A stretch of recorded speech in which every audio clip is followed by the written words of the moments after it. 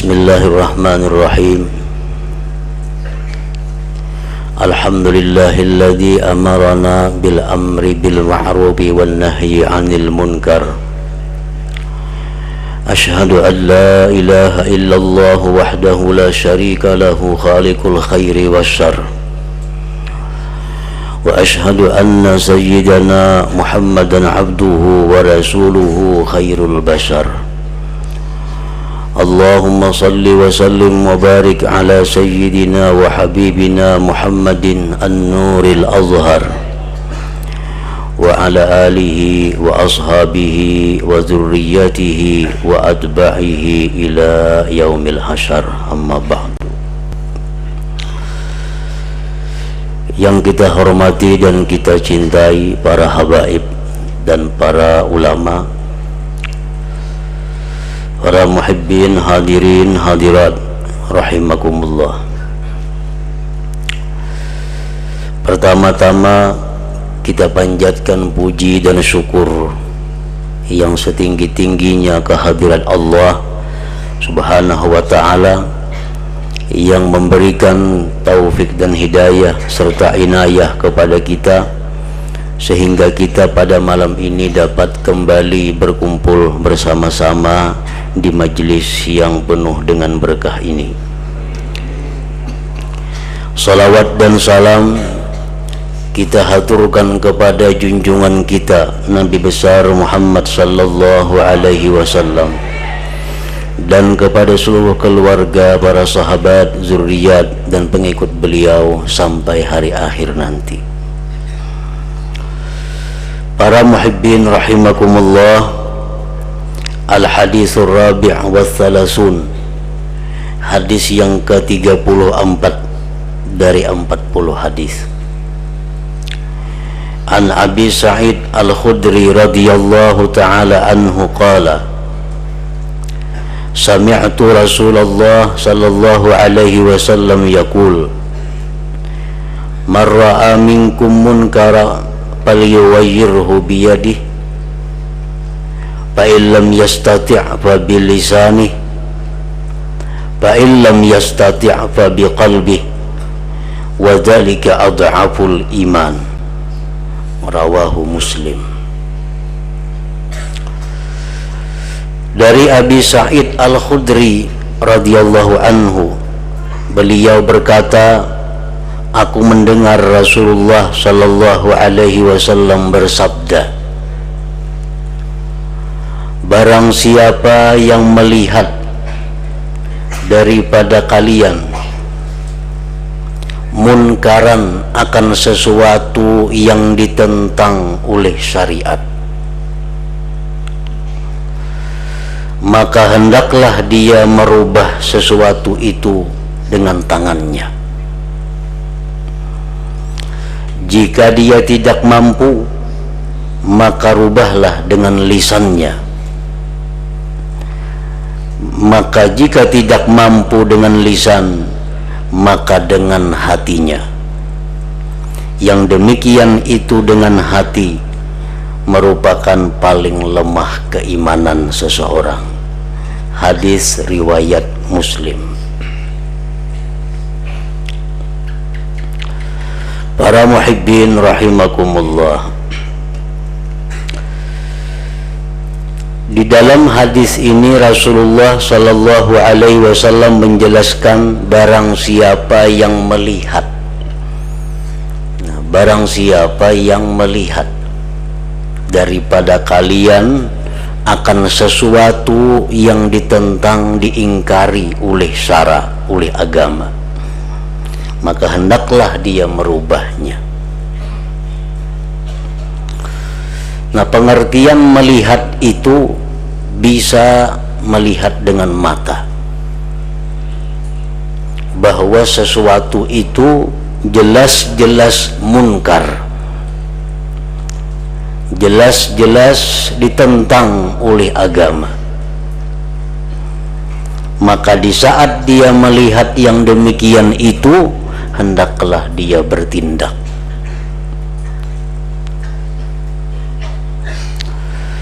Oleh para ulama dijelaskan bahwa termasuk di dalam arti melihat adalah mengetahui dengan nyata sesuatu kemunkaran. Di situ dicontohkan antara lain di dalam gedung yang tertutup atau di dalam sebuah rumah yang di situ diadakan pelaksanaan kemaksiatan seperti permainan musik. Nah, maka orang yang mengetahui dengan pasti bahwa itu adalah permainan yang diharamkan, yang ditentang oleh agama, maka di saat itu dia diperintahkan untuk bertindak dengan salah satu di antara 3 tindakan tadi. Ada kalanya dia masuk ke dalam gedung itu, kemudian menghancurkan segala macam yang ditentang oleh syara. Jikalau tidak, bahwa dia dengan mulutnya, dengan lisannya memberikan nasihat.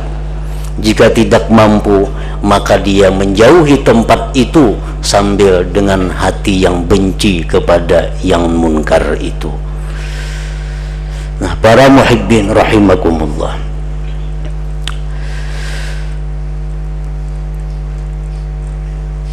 yang tidak termasuk di dalam melihat atau mengetahui adalah menyangka. Nah, kalau menyangka itu kita kada diperintahkan untuk mengintai, kita kada diperintahkan untuk meneliti, kita kada diperintahkan untuk mencari tahu. Umpamanya di dalam sebuah tempat, sebuah rumah itu ada kedengaran sesuatu yang sesuatu itu bisa bentuknya munkar, bisa tidak munkar. Nah, kalau kita mengetahui demikian, bahwa di dalam rumah itu ada suara-suara, tetapi boleh jadi suara itu munkar atau tidak munkar, nah kita kada perlu bertindak, tinggalkanlah yang demikian itu. Anggaplah, ihtimalkanlah bahwa itu tidak munkar, karena kita kada mengetahui dengan pasti, kada melihat dengan nyata. Para muhibbin rahimakumullah, Sayyidina Umar bin Khattab radhiyallahu anhu, beliau sewaktu menjadi khalifah seringkali berkeliling untuk mengawasi rakyatnya. Nah, di waktu beliau berkeliling itu, beliau mendekati sebuah rumah yang di dalam rumah itu ada suara orang muntah. Biasa suara orang muntah itu suara orang minum arak. Bila kebanyakan minum arak, lo geruak kayak muntah. Nah, Sayyidina Umar nih ada orang muntah di rumah nih. Jangan-jangan nih orang berminuman. Tapi boleh jadi juga orang muntah biasa aja. Nah, lalu Sayyidina Umar melompat pagar karena dikunci, lompat pagar rumah itu, dan beliau dubrak pintu rumah itu. Ternyata benar di dalam rumah itu ada laki-laki sedang minum arak. Para muhibbin rahimakumullah, di waktu itu Sayyidina Umar marah kepada laki-laki itu. Nah, ujar si laki-laki, wahai Amiral Mukminin, sabar, tunggu, jangan marah. Kalau ulun berbuat satu kesalahan minum arak, pian berbuat 3 kesalahan. Apa aja Umar kesalahanku? Pertama, kesalahan pian tajassus, kesalahan pian mencari-cari orang yang berbuat maksiat. Ini ulun dalam rumah, pagar bakunci, lawang bakunci, ulun dalam rumah. Kenapa pian mencari-cari orang berbuat maksiat? Al-Quran mengatakan wala tajassasu, jangan kalian mencari-cari kesalahan orang. Nah, satu kesalahan pian mencari-cari. Yang kedua, kesalahan pian melompat pagar. Al-Quran mengatakan masuklah kamu ke rumah itu melalui pintunya. Itu pagar ulun ada lawangnya, kenapa pian melompat pagar? Nah, dua kesalahan pian. Yang ketiga kesalahan pian mendubrak rumah ulun ke tanpa izin. Ini rumah ulun bukan rumah pian. Nah, kalau ulun kesalahan satu minum arak, pian tiga yang salah. Sayyidina Umar sadar, oh bujur ke Sayyidina Umar, kalau demikian aku minta maaf dan mintakanlah ampun kepada Allah tentang kelakuanku ini, dan ku harap ikam jangan lagi minum arak. Nah, para muhibbin rahimakumullah, jadi perbuatan yang dilakukan oleh Sayyidina Umar ini adalah mencari-cari. Padahal Rasulullah mengatakan barang siapa yang melihat, artinya mengetahui dengan pasti sesuatu yang ditentang oleh syara, hendaklah rubah, hendaklah dirubah. Nah, artinya kalau sesuatu itu kada pasti munkar, kada pasti maksiat, kita jangan hendak mencari-cari, memastii kada usah, anggaplah itu sesuatu yang bukan maksiat.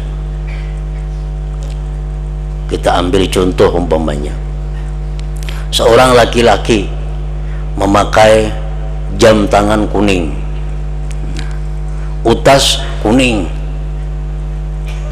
Nah, kita melihat, wah ini kuning nih, ini bisa emas dipakainya nih. Nah, kenapa aku menakunakan di mananya bulan itu emas kada? Nah, kada perlu menakunakan itu, karena kada tahu kuning itu barangkali besapu, barangkali apa. Wah ini macam-macam, habang kawa, kuning kawa, hijau kawa. Nah, sesuatu yang kada pasti jangan dicari tahu, anggaplah itu lain emas, karena sekarang banyak nang kuning itu nang palsu, nang lain emas. Nah, jangan mencari tahu. Nah, itu maksudnya man ra'a minkum munkara. Para muhibbin rahimakumullah, kemudian Rasulullah SAW menyebutkan tadi, kalau kita melihat sesuatu yang munkar maka hendaklah rubah. Kalau kita melihat orang minum arak, pecahkan botolnya. Kalau kita melihat orang main gitar, hancurkan gitarnya. Maka itu tuh aturannya. Al-yughayyiru biyadi. Dan ini berlaku, bisa kita laksanakan dengan sepenuhnya terhadap orang-orang yang ada di dalam tanggungan kita. Misal di rumah kita ada anak, di rumah kita ada si A, si B, orang yang kita tanggung, orang yang kita pelihara. Di antara orang-orang yang kita pelihara ini ada yang melakukan kemungkaran, nah kita berkewajiban untuk bertindak demikian, rubah dengan tangan, kada perlu dengan mulut. Ini anak buah kita, ada main gitar, hampas gitar sampai pecah. Kenapa? Ini anak buah kita, orang yang kita biayai, orang yang kita lindungi, orang yang kita ungkusi. Kada perlu kita ceramahi, ikan maka kada perlu lagi begitar tuh kada boleh, itu kada perlu. Begitu anak kita main gitar, Rasulullah langsung menyuruh bahwa kita ambil gitarnya, pecahkan gitar itu. Bila kita kada macam itu, kita ngarannya menyetujui sesuatu kemunkaran, menyetujui ar-ridha bil munkar, munkar, menyetujui dengan kemungkaran sama dengan berbuat munkar. Rasulullah sallallahu alaihi wasallam bersabda, "Idza umilatil khati'ah fil ardi kana man syahidaha fakarihaha kaman ghaba anha wa man ghaba anha faradiyaha kaman syahidaha." Apabila dilakukan dosa, dilakukan kemaksiatan di muka bumi, maka orang yang melihatnya, menyaksikannya tetapi hatinya benci, sama seperti orang yang tidak melihatnya. Orang yang tidak melihatnya namun hanya mendengar kabar beritanya tetapi dia senang, dia riba, sama dengan melihatnya. Nah, jadi kalau kemungkaran itu berlaku terjadi kepada orang-orang yang di bawah kita, itu kada ada jalan lain selain daripada rubah itu kemungkaran dengan tangan. Ada anak kita memakai pakaian yang diharamkan Allah, anak kita memakai pakaian yang membuka aurat, oh kita melihat, ambil pakaiannya, rabit, cancang, jangan diberiakan orang pulang kena makai, atau dijual orang pulang makainya. Kada perlu ditagur, kan kada boleh nakai makai baju itu tuh menutup aurat, kena jual aja. Nah, sama ngarannya. Jadi kalau orang di bawah kita yang berbuat munkar, nah itu kita bertindak bal yughayyirhu biyadihi.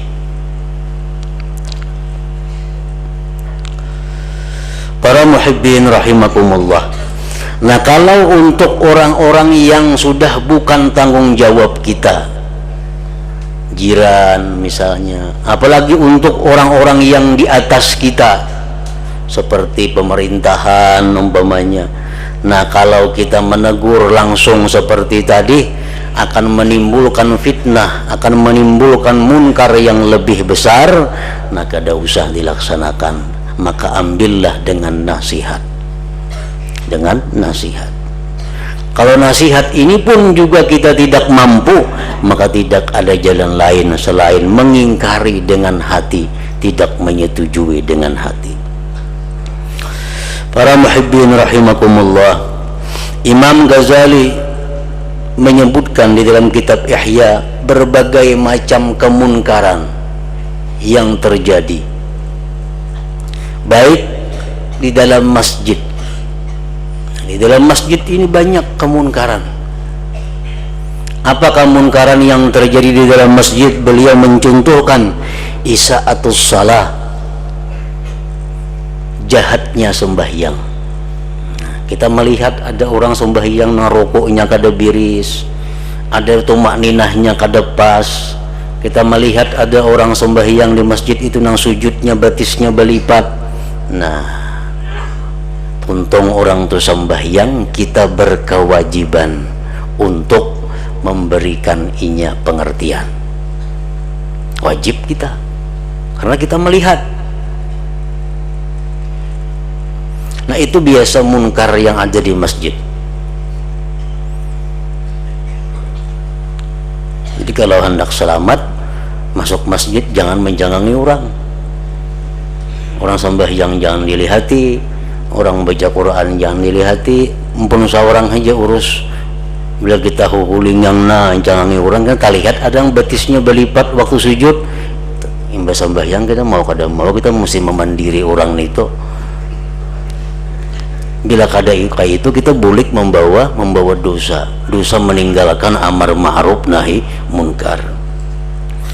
Rasulullah SAW melihat ada seorang laki-laki sembahyang. Begitu sembahyang selesai, datang kepada Nabi. Ujian Nabi, ikam lagi sekali sembahyang, ikam tadi kada sembahyang ngarannya, sembahyang pulanginya. Nang kedua datang kepada Nabi, jadi Nabi ulangi lagi, ikam tadi kada sembahyang ngarannya itu, sembahyang pulang laki-laki tadi, sampai 3 kali. Ujian si laki-laki itu, wahai Rasulullah, ulun nang kayak itu bang sudah bisa, nang kayak apa lagi? Nah, jadi Nabi, ikam tuh sembahyang salah. Kalau ikam sembahyang rukuknya macam ini, sujudnya macam ini, i'tidalnya macam ini. Nah, kayak itulah kalau kita melihat saudara-saudara kita nang sembahyangnya itu kada bagus, Itu kewajiban kita untuk membaguskan, karena kita melihat. Dan di antara munkar-munkar yang ada di masjid lagi menurut Imam Ghazali adalah ikhtilatur rajul wal mar'ah bila hail, bercampurnya laki-laki dan perempuan tanpa ada dinding pemisah. Nah, menyatu laki-laki lawan bini-bini kada ada lagi batas. Ini kemunkaran masjid. Panitia masjid bertanggung jawab di hadapan Allah. Anak pengurus masjid kada bisa nangka itu. Ini panitia masjid, ampun urusan. Bercampurnya laki-laki dan perempuan di masjid tanpa ada batas yang memisah. Ini termasuk munkarul masajid. Kemudian beliau menyebutkan lagi di situ munkaratul walimatul urus,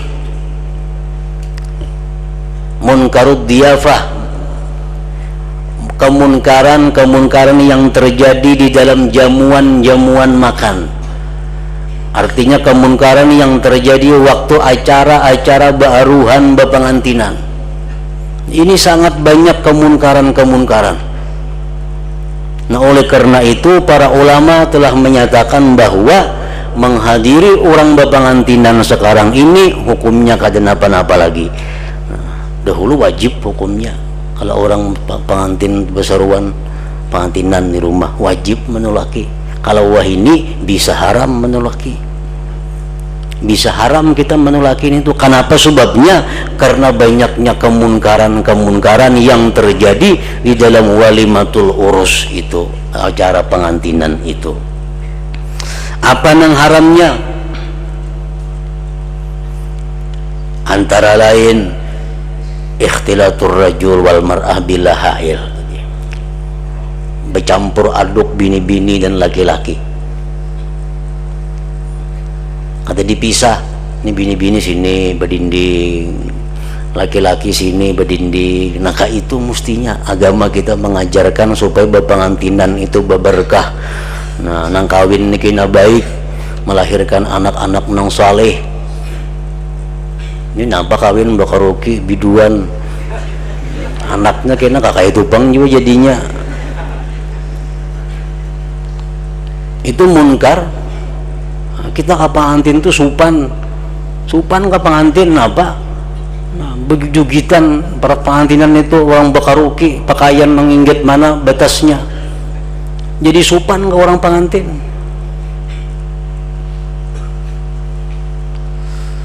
Nah, padahal itu satu kemunkaran yang mestinya dicegah. Nah, ampun rumah, nah ampun acara dahulu kada hakun. Pembakalnya nang tukang beri izin, nang tanggung jawabnya. Nah, itu munkar walimatul urus. Maka bepengantinan ini bila kada bakaruki kada abdal jar. Kada abdal jarinya.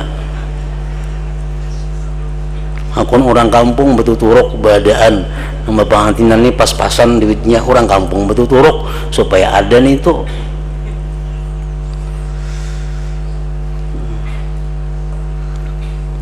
Di antara munkar walimah lagi lubusus siyabil muharram, dipakainya pakaian yang diharamkan. Nah, bini-bini memakai pakaian nang buka aurat, bini-bini memakai baju nang tarang kelihatan kulit, bini-bini memakai pakaian nang kantat nang menampakkan lekukan tubuhnya. Semua itu adalah pakaian yang diharamkan oleh Allah. Kalau kita menaguring itu di orang pengantin kebanyakan nang ditaguri. Nah, jadi hendak saruan pengantin yang biasa subuh nyaman. Nah, lagi belum datangan orang, namun sudah orang datangan gak ada kawal lagi.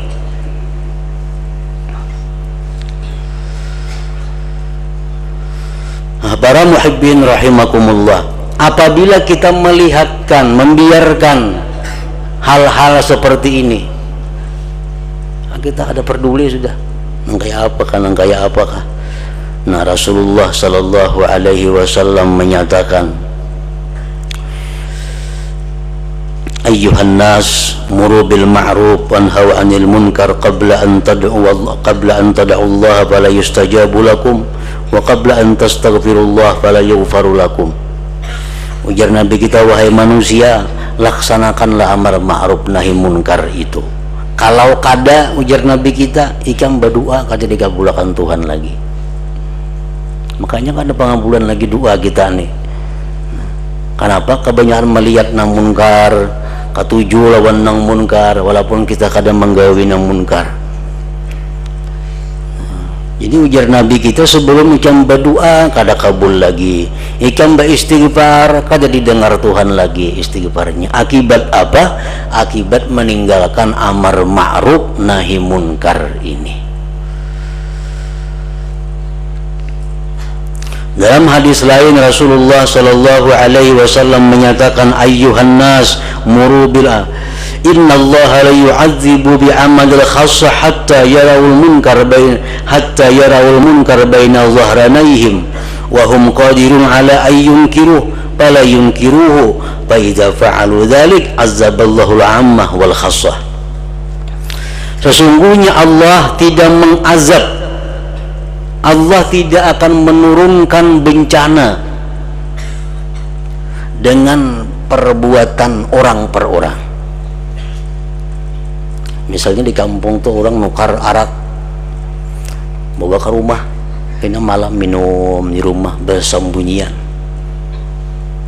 Rata-rata sekampungan bilang kayak itu, malam kita minum arak, cuma di rumah masing-masing aja. Nah, Allah kada akan menurunkan bencana karena tertentu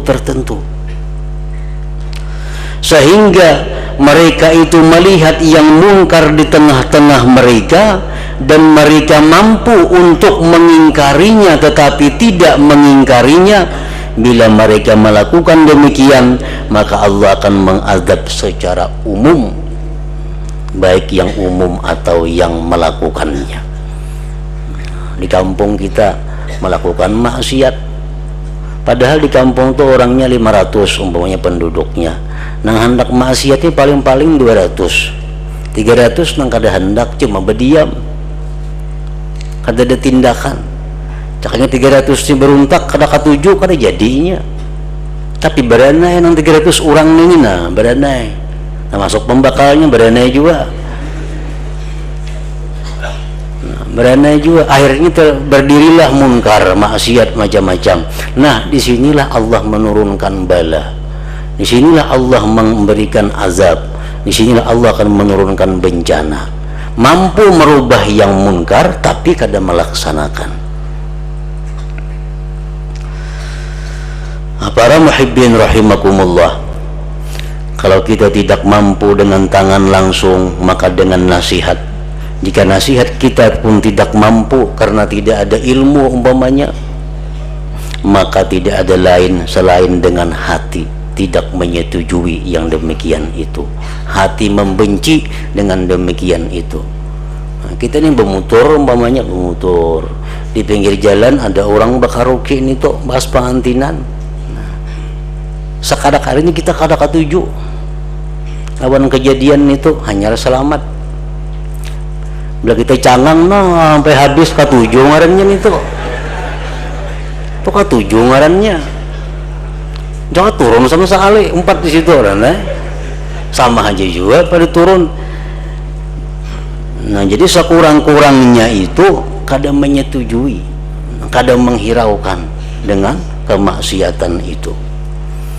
Rasulullah sallallahu alaihi wasallam bersabda, tushiku hadhil ummah an tahlik illa salah satu nafar. Ujar Nabi kita, hampirlah ini umatku binasa kecuali 3 orang. Pertama, rajulun ankara biyadihi wa lisanih wa biqalbih. Pertama, seseorang yang menentang maksiat dengan tangannya, lisannya dan hatinya.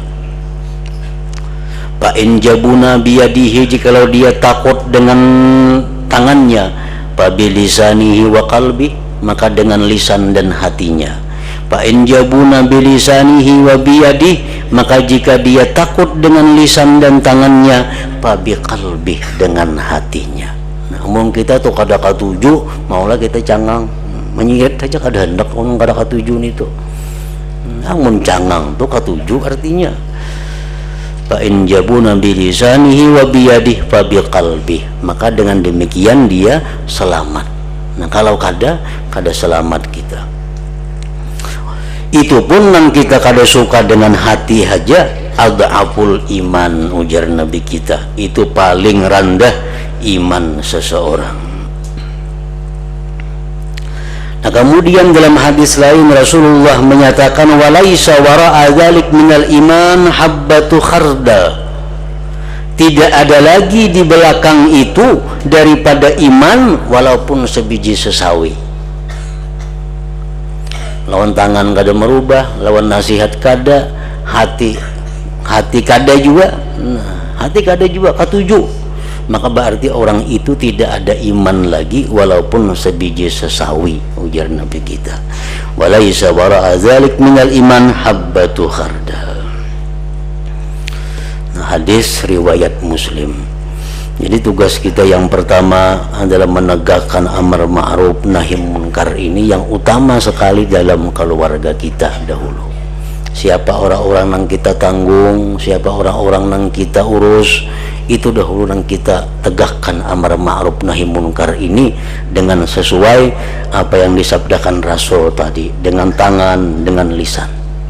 Karena kita berhadapan dengan orang yang berada di bawah tanggung jawab kita. Seperti pemerintah, itu kan kita ini di bawah pemerintah.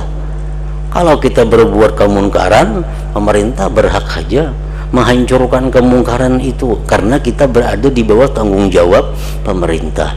Nah, rumah tangga kita, anak bini kita dan orang-orang yang sekitar dalam rumah tangga kita itu tanggung jawab kita. Kita yang bertanggung jawab di hadapan Allah tentang keselamatan mereka. Bila kita melihat kemunkaran, ada jalan lain lagi selain daripada hancurkan kemunkaran itu. Nah kemudian hadis yang ke-35 dari 40 hadis. Ila hadratin Nabi sallallahu alaihi wasallam al-Fatihah. Bismillahirrahmanirrahim. Musta'inun dinas siratal mustaqim siratal ladzina an'amta 'alaihim. Ashhadu an la ilaha illallah wahdahu la syarika lahu وأشهد أن سيدنا محمدا عبده ورسوله لا إله إلا الله نستغفر الله لا إله إلا الله نستغفر الله لا إله إلا الله نستغفر الله لا إله إلا الله ونتوب إلى الله لا إله إلا الله محمد رسول الله صلى الله عليه وسلم فيا أيها الراجون منه شفاعة صلوا عليه وسلموا تسليما